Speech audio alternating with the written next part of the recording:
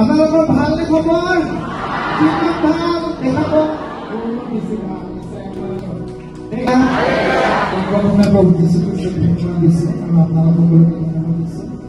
আজি খুব সুন্দৰ দিনত আমি সকলোৱে ইয়াত একত্ৰিত হ'বলৈ পাৰিছোঁ। প্ৰভুৰ কাৰণে ডাঙৰকে আপোনালোক সকলোৰে ভালনে? কিমান বেছি ভাল? বহুত বেছি ভাল। আমি বিশেষকৈ সৰু ল'ৰা ছোৱালীবিলাকক যেতিয়া সুধো তেওঁবিলাকক তেতিয়া সুধো কিমান ভাল বুলি ক'লে কেনেকৈ কৰে আকৌ এবাৰ আমি কওঁ আপোনালোকৰ ভালনে খবৰ? কিমান ভাল দেখাব বহুত বেছি ভাল দেই। এই সময়ত যি উদমনিৰ বাক্য ক'বৰ কাৰণে সময় দিছে গতিকে প্ৰাৰ্থনা কৰি লৈছোঁ আমি সকলোৱে কৰোঁ। Praise the Lord, praise the Lord, praise the Lord. আমাৰ পিতা প্ৰভু ধন্যবাদ দিছোঁ সুন্দৰ দিনত প্ৰভু প্ৰভু আৰু যি উদগনিৰ বাক্য কোৱাৰ কাৰণে যি প্ৰভু কিছু সময় প্ৰভু দিছে সেই সময়খিনি প্ৰভু মই সম্পূৰ্ণ প্ৰভু মই নিজক তোমাৰ হাতত সমৰ্পণ কৰিছোঁ প্ৰভু। মই নহওক পদক্ষেপ বিষয়বিলাকত আমাৰ জীৱৰ কাৰণে প্ৰভু ধন্যবাদ দিছোঁ এই ছুটি কাৰণে দিছোঁ। আৰু আমি সকলোৱে পঢ়ি থকা এটি বাক্য চাম এফিচিয়া 5:16। ইয়াত কৈছে সুসময়ক কিনি ল'বা কিয়নো এই কাম আজি সুসময় বুলি ক'লে এটা ভাল সময় হয়। আজি যদি আমি বাহিৰত যদি চাবলৈ যাওঁ আজি হয়তো কোনোবাই এই সময়খিনি খুব বতৰটো ঠাণ্ডা বুলি কোনোবাই শুনি আছে, কোনোবাই বা এই সময়খিনি খুব ধুনীয়াকৈ ভাবিছে যে বতৰটো ঠাণ্ডা হয়নে নহয়? এনেকুৱাও হ'ব পাৰে। কোনোবাই বা এইটো সময়তে কোনোবা চিনেমা হলত চিনেমা চাবলৈ গৈছে, এনেকুৱাও হ'ব পাৰে। গতিকে এইটো তেওঁবিলাকৰ কাৰণে ভাল সময় হয়। কিন্তু আপোনাৰ আৰু মোৰ কাৰণে এইটোৱে ভাল সময় হয় কিয়নো আমি বিশ্ব ব্ৰহ্মাণ্ডৰ সৃষ্টিকৰ্তা মালিকক আৰাধনা কৰিবৰ কাৰণে, তেওঁক জানিবৰ কাৰণে, তেওঁৰ বিষয়বোৰ শিকিবৰ কাৰণে আমি একত্ৰিত হৈছোঁ।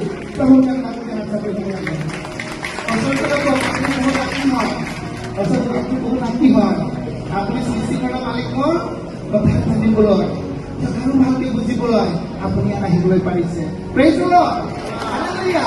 কাৰণটো আমি জানো এই সময়ত যদি আপুনি প্ৰভুৰ বিষয়বিলাক জানি নলয়, প্ৰভুক যদি আপুনি ভালকে নাজানে, তেতিয়াহ'লে যিটো ভয়ংকৰ চিটুৱেশ্যন আপোনাৰ আহিবলৈ গৈ আছে হয়তো কিমানে কেনেকুৱা মৃত্যু মুখত যাব আমি ক'ব নোৱাৰো। কাৰণ আমি দেখিয়ে আছো সন্মুখত যে কেনেকে আজি মানুহবিলাকৰ অকাল মৃত্যু কেনেকে তেওঁবিলাকক আজি নিয়ে কৰি আছে। খন্তেকত কিমানৰ ঘৰ পৰিয়াল ধ্বংস হৈ যাবলৈ ধৰিছে। আমি ক'ব পাৰোঁ যে এনেকুৱা নিচিনা চিটুৱেশ্যন কালি যে আপোনাৰ মোৰ জীৱনত আমাৰ জাগাত যে নহ'ব আমি ক'ব নোৱাৰো। কাৰণ এনেকুৱা দিন আহি আছে। কিন্তু বাইবেলত কৈছে তুমি এই দিনটোত যদি তুমি মোৰ কাৰণে তুমি যদি অপেক্ষা কৰি থাকা, তুমি যদি মোৰ ভৰসাত থাকা, তোমাৰ একো হানি নহ'ব। এমেন। কেতিয়াও তোমাৰ কাৰণে অমংগল নহয়, মংগলৰ চিন্তা কৰি ৰাখিছোঁ বুলি কৈছে। এমেন। তাৰমানে আমি খুব বিশ্বাসী হয় প্ৰভু থাকি। কাৰণ আমি বাস্তৱত যদি আমি চাবলৈ যাওঁ, মাছ নাথাকিলেও পানীৰ একো ক্ষতি নহয়, কিন্তু পানী নাথাকিলে মাছে হ'লে ঘৰ পৰা মাছে দিয়ে আছে। ঠিক একেদৰে আজি যদি আপুনি ঈশ্বৰক ভালকৈ নাজানে, আজি যদি আপুনি ঈশ্বৰৰ বিষয়বোৰ ভালকৈ বুজি নলয়, তেতিয়াহ'লে আপুনি মনত গতিকে এইটো আমি হোৱাটো নিবিচাৰো। কোনোবাই বিচাৰি জানো যে মোৰ জীৱনটো এনেকুৱা মাছৰ নিচিনা ঘৰ পৰা কামত কি সময়ত কোনো নিবিচাৰে। আৰু আমি চবে ভাল এটা জীৱন বিচাৰো। এমেন। আৰু লগতে আমি নিজৰ লগতে আমাৰ ওচৰ চুবুৰীয়া আমাৰ অঞ্চল জীৱনটো সকলোৱে বিচাৰো। কাৰণ বাইবেলে কৈছে তোমাৰ ওচৰ চুবুৰীয়া কৰা। এমেন। আৰু সেইকাৰণে আমি আজি এই প্ৰভুৰ বিষয়বিলাক জানি আমি নিজৰ লগতে নিজৰ পৰিয়াল নিজৰ অঞ্চল আজি প্ৰভুৰ ৰাজ্যৰ কাৰণে আমি কৰিব লাগে। Praise the lord. কাৰণ এই যিটো ভাল সময় হয়, এই সময়টোত আমি আহিছো আৰু চবেই একত্ৰিত হৈছো।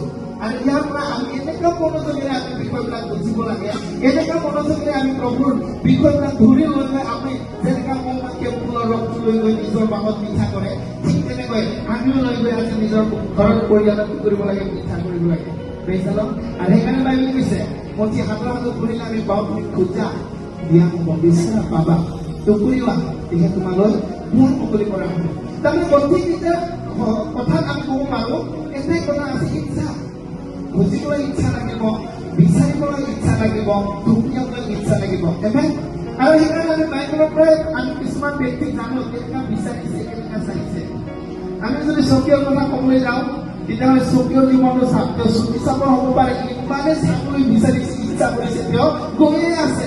যিমানে অসংখ্য মানুহৰ সন্মুখত নাথাকো কিয়, এটা যদি তেওঁৰ প্লেনিং যদি ফেইল হৈছে বুলি মই দেখা নাই, যে আন এটা প্লেনিং বাচিছে।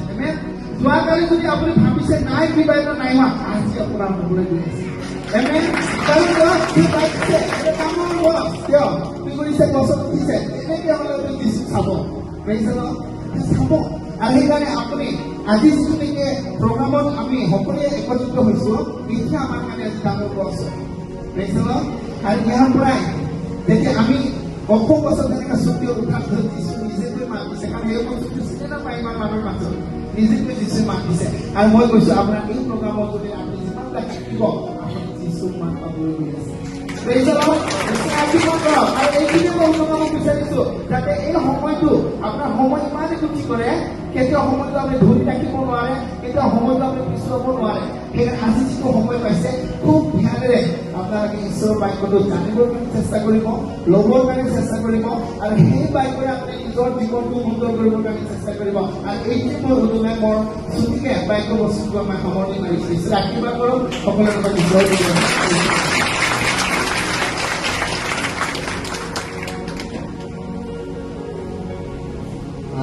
Thank you.